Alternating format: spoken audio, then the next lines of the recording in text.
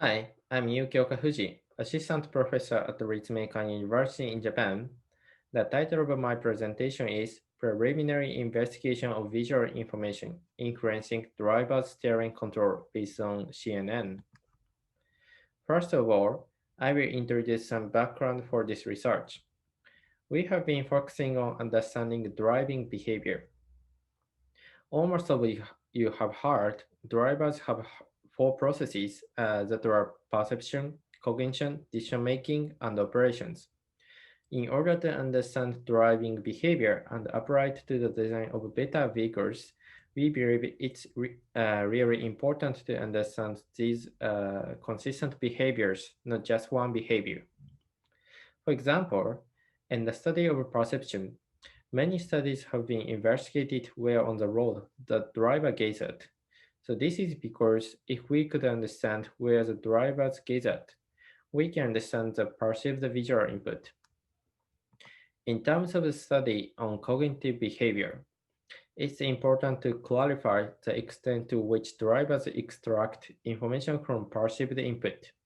This cognitive behavior is a focus of this study. So once again, I will explain cognitive behavior.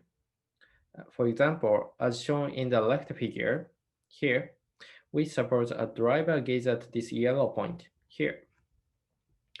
So in this situation, in order to determine the steering control, we can assume the driver doesn't need all information. For example, the information in the sky is not needed. So this is because the sky information is obviously regardless of the operations. So the limited information extracted from the perception, like here, is sufficient to determine the operational behavior. In order to analyze this extracted information, some studies with psychological experiments have been conducted, but findings we've already understood are quite limited. So therefore, the aim of this study is to develop the machine learning-based analysis method in terms of cognitive behavior and analyze the visual domains influencing driver steering behavior. So first of all, I introduce PilotNet. This is one of the machine learning models in the field of automated driving. PilotNet is a model for automated steering control based on a convolutional neural network, CNN. The first contribution of this model was to succeed in automated driving on highways by learning human driving behavior. The next contribution, and this is a really important point, is to visualize the image regions influencing the steering output by feature extraction algorithm. The green region around here in this image influences automated steering control output. So this method enabled the debugging of automated control decisions in the CNN model, which is considered as a black box. So we consider we can apply these machine learning techniques to the analysis of human cognitive behavior. And we did it in this study. So this is our proposed CNN model. The original PilotNet is here, but we have changed the overall the structure of a PilotNet. The reason for this change is the PilotNet doesn't capture human physical characteristics, so we consider this model is not suitable for human analysis. So I explain details of the proposed model. Firstly, a processing time delay is required, this component. So because the human needs the time to make a decision to control from perceiving visual information. And also, neuromuscular dynamics affects control output from decision to steering control. So we insert it here. So these delay components were inserted to the structure of the PilotNet. So next, we added a feedback mechanism in this model. So like this path. So the human being is considered to calculate steering corrections based on the current steering state. So the steering value from the one-step area was fed back to the pilot net. So it seems for us, these changes to pilot net allow to analyze human behavior more correctly. So in order to train the proposal model, we collected the driving data using a driving simulator. In this experiment, we prepared a very simple environment, so with only green textures on here and white road edges on here. So only one participant was asked to perform a steering operation as a driving task. The vehicle speed was 45 and 90 km per hour. The vehicle ran 34 and 30 courses respectively in both speed conditions. These running courses are the same as a real environment extracted from Google Maps. In each speed condition, we measure the input image, the steering angle, and the gaze point in the image for training the proposed model. So this figure shows the learning process of the proposed model when using the measured driving data. As a loss function, we use mean squared error, MSE, between the measured steering value and the model output. As can be seen from this figure, the loss decreases as a learning process. So like this one, so loss is decreasing. So it means the model is able to reproduce human steering behavior with good accuracy after finishing the training here. So we show the detailed result about the model accuracy after finishing training. Here is the result when the trained model is applied to the test course in both speed conditions. The test courses were not used for training process. In these figures, the blue plot shows the steering output produced by the proposed model, and the red plot is the data measured in the experiment. As can be seen from these figures, the proposed model is able to accurately reproduce the steering behavior of the driver.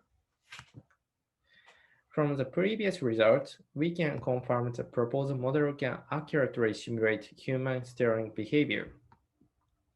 Next, we visualize the feature maps in the input image through the test course using the same trained model. So this is the most important point in this study. So this video shows the feature maps in the test course. In the feature map, the yellow region indicates the region that was important for steering control.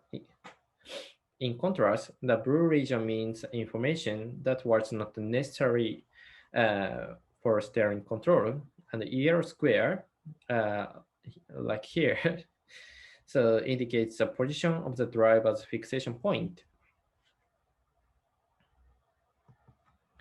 So in order to quantitatively evaluate the important regions in all frames, so only pixels with important weights were extracted. According to the normal distribution of weights, only the top 50% of important pixels and the top 0.14% of important pixels in each frame were extracted. So these images are the one frame of the result by the extracted important pixels of each importance level. As you can see from these figures, so for the top 50% weight, so this figure, the important pixels are concentrated on the road edges, like around here, and on the texture closer to the vehicle, and here. On the other hand, for the top 0.14% weight figure here, the important pixels were concentrated on only the road edges here. So this is a difference between the importance level. So next, we analyze the result of feature map as human cognitive behavior.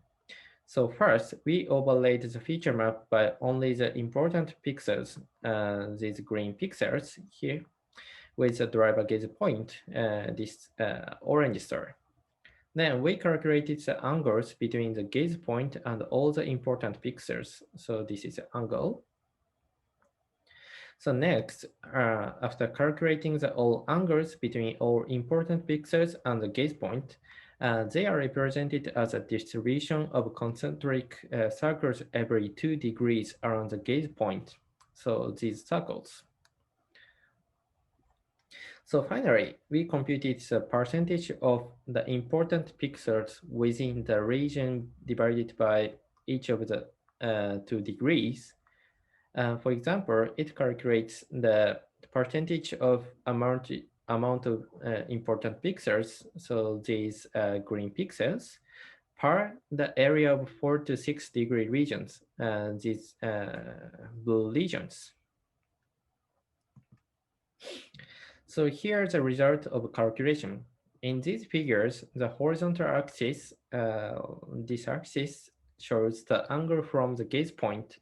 So the leftward means closer to the gaze point. So it means 0 is the matches to the gaze point.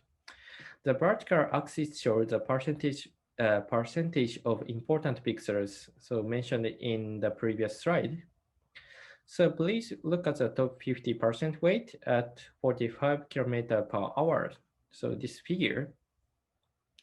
So sorry for a bit hard to see the detailed numbers, but within 20 degrees from the gaze point around here, the percentage of important pixels is is higher and almost the same. So, however, beyond the 20-degree region, the percentage of important pixels decreases. So, decreases like here.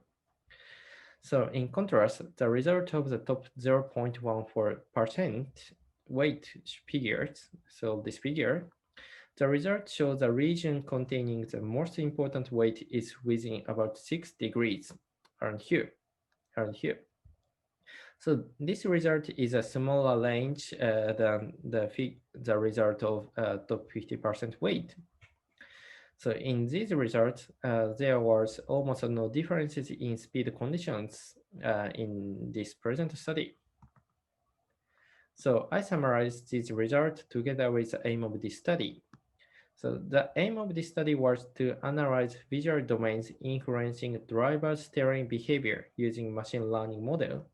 So it seems driver doesn't use all perceptual information, for example, the sky information for the steering control, and they may extract the information like here. So therefore, the result of this study shows that the information within 20 degrees around the gaze point is an important region to determine the steering behavior. So furthermore, we found that the region that strongly influences the steering behavior is within 6 degrees. So these results are similar to the visual regions, so-called foveal or effective field of view, so which are used in the visual attention. So in other words, it's not clear whether this result can correctly represent human cognitive behavior, but we consider it can be a method for analyzing human cognitive behavior. So this is a summary of this study. The aim of this study was to analyze the visual domains influencing steering behavior using machine learning techniques. So we propose a CNN model with human physical characteristics based on PilotNet architecture, and the feature maps in the input image was visualized. The results show the area within 20 degrees from fixation influencing steering behavior, and area within 6 degrees strongly influences steering behavior. As a feature work, first, the proposed CNN model has limited features compared to the actual human behavior. For instance, the limited input information. So we need to add other information such as optical flow. So next, we consider the result obtained from this study is just a hypothesis about cognitive behavior. So we cannot conclude that these results can represent actual driving behavior. So we need to validate the obtained hypothesis through various psychological experiments. So thank you for listening to my presentation. If you have any questions, please feel free to contact me. Thank you.